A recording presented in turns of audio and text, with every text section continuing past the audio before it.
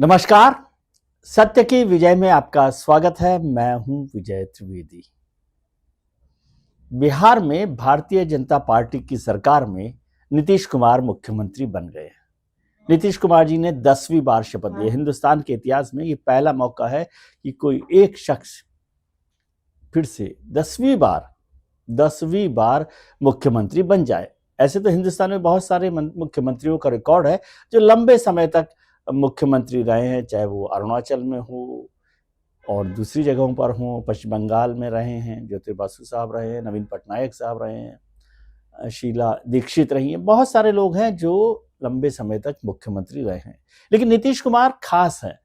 नीतीश कुमार खास इसलिए है कि एक तो 10वीं बार मुख्यमंत्री बने, 5 विधानसभाओं में 10वीं बार मुख्यमंत्री बनना, और उसमें भी वो कहीं भी रहे हों, किसी भी पार्टी के साथ रहे हो, वो कभी राष्ट्रीय जनता दल के साथ रहे, कभी भारतीय जनता पार्टी के साथ रहे, हर बार वही मुख्यमंत्री बने हैं। तो इसलिए महत्वपूर्ण है उनके लिए। पार्टी महत्वपूर्ण है कि किस सहयोगी दल के साथ हो। बिहार में एक जमाने तक ये कहा जाता रहा कि कोई भी पार्टी विपक्ष में हो ये तय नहीं है, लेकिन मुख्यमंत्री नीतीश कुमार ही होंगे। 2005 से 2025 तक लगातार 20 साल तक मोटे तौर पर वो मुख्यमंत्री रहे हैं। भारतीय जनता पार्टी ने इस बार भी नंबर तो ज्यादा हासिल किए, हालांकि वो नंबर बहुत बड़ा नहीं है, 89 है। और नीतीश कुमार जी की पार्टी जनता दल यूनाइटेड ने 85 विधायकों के साथ जीत हासिल की है, यानी नंबर 1 पर तो भारतीय जनता पार्टी है। हालांकि 2020 के जब चुनाव हुए थे तो उसमें 74 सीटें भारतीय जनता पार्टी को मिली थी और 43 सीटें नीतीश कुमार जी को मिली थी, लेकिन उसके बाद भी भारतीय जनता पार्टी ने नीतीश कुमार को मुख्यमंत्री बनाया था। मगर उस बार कहा गया था प्रधानमंत्री जी की तरफ से और होम मिनिस्टर अमित शाह जी की तरफ से कि नंबर कम भी होंगे तब भी मुख्यमंत्री नीतीश कुमार होंगे। लेकिन इस बार अमित शाह जी ने कहा कि विधायक दल की बैठक में नेता चुना जाएगा चुनावों के बाद। तो इससे बहुत असमंजस हुआ था, लोगों को लग रहा था कि क्या नीतीश कुमार जी मुख्यमंत्री नहीं रहेंगे, क्या भारतीय जनता पार्टी अपना मुख्यमंत्री बनाएगी। लेकिन दोनों दल बराबर बराबर करीब करीब बराबर सीटों पर आने के बाद भी, हालांकि भारतीय जनता पार्टी नंबर 1 है, उसके बाद भी प्रधानमंत्री जी नरेंद्र मोदी और अमित शाह जी होम मिनिस्टर ने तय किया कि नीतीश कुमार ही मुख्यमंत्री होंगे। अब ये बार बार सवाल हो रहा है। आपको याद होगा कि जनता दल यूनाइटेड ने अपने दफ्तर के बाहर एक स्लोगन लगाया था कि 25 से 30 फिर से नीतीश। अब 25 में फिर से नीतीश कुमार मुख्यमंत्री बन गए हैं, भारतीय जनता पार्टी ने बनाया। और आज जो शो हुआ पटना के गांधी मैदान में, ऐतिहासिक गांधी मैदान है, आपको पता ही है। नीतीश कुमार जी ने वहां पर पहले भी शपथ ली, लेकिन ये पहला मौका था जब प्रधानमंत्री भी उनके शपथ ग्रहण समारोह में शामिल हुए। और न केवल प्रधानमंत्री थे, होम मिनिस्टर अमित शाह जी थे, राजनाथ सिंह जी थे, शिवराज जी थे, और 10-11 भारतीय जनता पार्टी और एनडीए के मुख्यमंत्री थे। देवेंद्र फडणवीस थे, एकनाथ शिंदे और अजित पवार के साथ, योगी आदित्यनाथ थे, केशव प्रसाद मौर्य और ब्रजेश पाठक के साथ भजन लाल जी थे, रेखा गुप्ता जी, तमाम तरीके के मुख्यमंत्री वहां पर आए थे, बीजेपी और एनडीए के। और यदि उस पूरे शो को देखें तो वो बड़ा show, mega show Bharatiya Janata party style का था, और भारतीय जनता पार्टी ने ही उसे मैनेज किया था, तय किया था कि किस तरह से ये बड़ा कार्यक्रम होगा। अमित शाह जी बैठे हुए थे पटना के होटल मौर्या में, और वहां से सब चीजें तय हुई, कैसे मुख्यमंत्री बनेंगे, कौन कौन मंत्री बनेगा, ये सारी बातें वहां पर तय हुई। आपको याद होगा, अब एक और बात, इस समारोह में से पहले जब चुनाव हो रहे थे, बड़ा मेगा शो तो वही, और प्रधानमंत्री जी ने एक बार फिर नीतीश कुमार जी का हाथ ऊपर करके वो फोटो खिंचाई। आपको याद होगी 2009 की भी एक फोटो थी जिसमें नीतीश कुमार और प्रधानमंत्री, उस समय जब मुख्यमंत्री थे नरेंद्र मोदी, उनकी फोटो खींची थी। और उसके बाद तो जो हंगामा बरपा था, नीतीश कुमार जी ने जो कुछ किया था वो सबको याद है। वो बड़ी फोटो अखबार के पहले पेज पर छपी थी। लेकिन आज फिर से, आज बड़े उल्लास के साथ नीतीश कुमार जी ने प्रधानमंत्री नरेंद्र मोदी के साथ फोटो खिंचाई। नरेंद्र मोदी ने फिर से गमछा घुमाया, फिर से बहुत तालियां बजी और नारे लगे, और उसके बाद भारतीय जनता पार्टी की सरकार में नीतीश कुमार मुख्यमंत्री होंगे। आप कहेंगे कि बार बार आप ये बात क्यों करें, नीतीश कुमार मुख्यमंत्री हैं तो नीतीश कुमार की सरकार रही है, एनडीए सरकार कह सकते हैं। एनडीए सरकार कह सकते हैं यदि हिसाब से देखे जाए, क्योंकि मुख्यमंत्री नीतीश कुमार है, लेकिन मंत्री तो वहां पर ज्यादा भारतीय जनता पार्टी के 14 मंत्री बनाए गए हैं। उसमें 2-2 उप मुख्यमंत्री हैं, सम्राट चौधरी हैं, विजय कुमार विजय सिन्हा साहब हैं, वो भी उनके मंत्री बने, उप मुख्यमंत्री बने। तो 2 उप मुख्यमंत्री हैं, नीतीश कुमार जी हैं। पहली बार होगा कि भारतीय जनता पार्टी ने अपने उप मुख्यमंत्री को नहीं बदला। आपको याद होगा सुशील मोदी बने थे, उनको हटाया गया। तारक किशोर प्रसाद उप मुख्यमंत्री थे, रेणु देवी उप मुख्यमंत्री थे, उनको हटाया गया। लेकिन सम्राट चौधरी और विजय सिन्हा दोनों पिछली बार भी 2020 वाली जो सरकार थी नीतीश कुमार की, उसमें उप मुख्यमंत्री थे नीतीश कुमार की सरकार में। अब आपको चुनावों की बात याद दिलाता हूं। चुनावों के दौरान अमित शाह जब चुनाव प्रचार के लिए गए तो वो सम्राट चौधरी के विधानसभा क्षेत्र में गए, तो उन्होंने कहा कि आपको इनको जिताना है और इस बार उनको हम बड़ा आदमी बनाएंगे। फिर विजय जो सिन्हा थी उनके क्षेत्र में गए तो वहां भी ये तय हुआ कि उन्हें बड़ा आदमी बनाएंगे, ये घोषणा की अमित शाह जी ने। तो अब सब लोगों को लग रहा था कि भाई दोनों लोगों को बड़ा आदमी बनाने की बात की है, तो क्या बड़ा आदमी बनाएंगे? इसका मतलब बहुत सारे लोगों को लगा कि मुख्यमंत्री बनाया जा सकता है, लेकिन मुख्यमंत्री बनाने की बात तय हो गई, नीतीश कुमार जी को मुख्यमंत्री बनाया गया। तो बिना बड़ा आदमी बने फिलहाल सम्राट चौधरी और विजय सिन्हा उप मुख्यमंत्री बन गए। आप कहेंगे हटाया क्यों नहीं?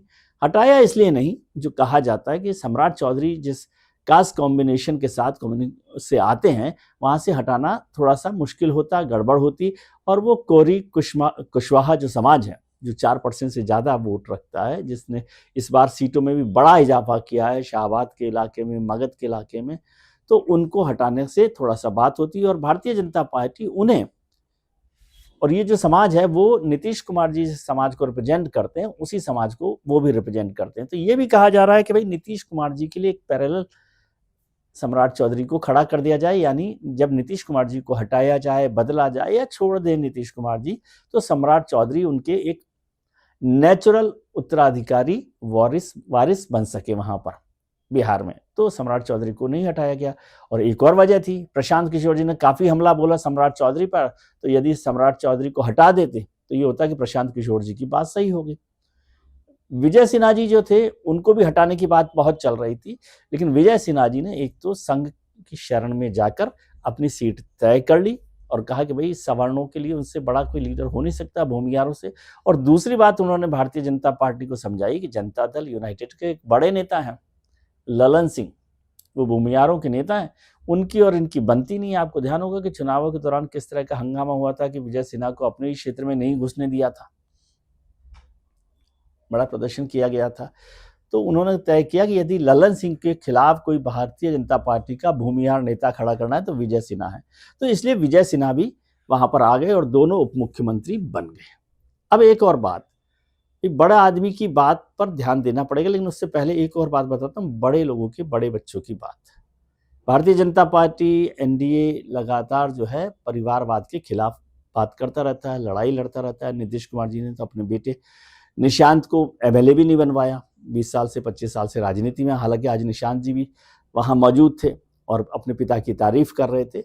लेकिन आप सोचिए, शकुनी चौधरी के बेटे हैं सम्राट चौधरी, बड़े नेता होते थे बिहार के, उनके बेटे हैं उप मुख्यमंत्री, भारतीय जनता पार्टी के नेता हैं। एक नया चेहरा श्रेयसी सिंह को भारतीय जनता पार्टी ने अपना मंत्री बनाया। इस बार श्रेयसी सिंह है, दिग्विजय सिंह हुआ करते थे बांका के, बड़े नेता होते थे जनता दल के और चंद्रशेखर जी के साथ रहते थे। उनकी बेटी को, जो दूसरी बार विधायक ने 2020 में भारतीय जनता पार्टी ज्वाइन की थी, उनको भी मंत्री बनाया गया।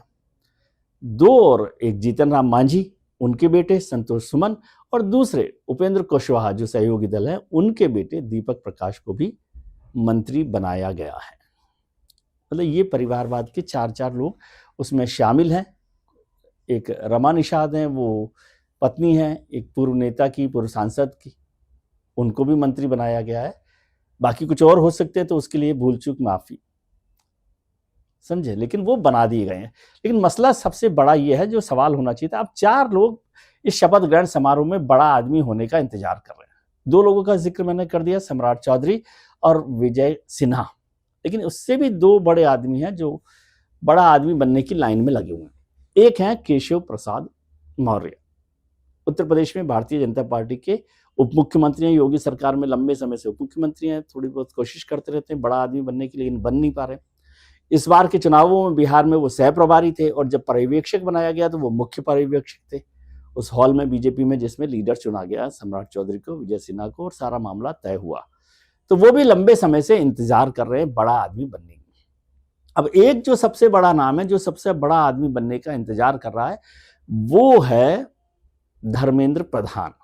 धर्मेंद्र प्रधान इस चुनाव के प्रभारी थे, पूरी तरह से प्रभारी, और इतनी बड़ी जीत मिली है तो जाहिर है कि उनको इसका रिवार्ड मिलना चाहिए। इससे पहले भी 2010 में भी वो बीजेपी में की तरफ से बिहार में सह प्रभारी थे, उस समय भी बड़ी बम्पर जीत मिली थी। इस बार बम्पर से भी महा बम्पर जीत मिल गई है, और धर्मेंद्र प्रधान बहुत लंबे समय से बड़ा आदमी बनने का इंतजार कर रहे हैं। इससे पहले वो उड़ीसा में मुख्यमंत्री बनना चाहते थे, उड़ीसा से हैं, लेकिन उनका नंबर वहां पर आया नहीं।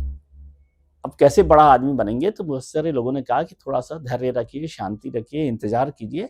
अभी भारतीय जनता पार्टी के राष्ट्रीय अध्यक्ष बनने का काम है। अमित शाह जी ने कहा, बहुत बार वैसे कह चुके हैं, लेकिन इस बार फिर कहा है कि दिसंबर तक नया राष्ट्रीय अध्यक्ष मिल जाएगा।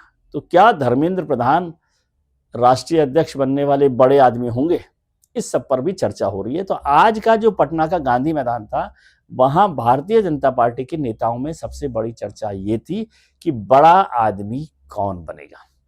यही सवाल है, इसका जवाब थोड़े दिनों में देखने को मिलेगा। इतना तय है कि नीतीश जी 25 से 30 जो जेडीयू का नारा है, उतने समय तक नहीं रहेंगे। अब कब तक रहेंगे, ये बीजेपी को और जेडीयू को तय करना है, क्योंकि केंद्र में भी सरकार जो है वो जेडीयू के 12 सांसदों के साथ चल रही है।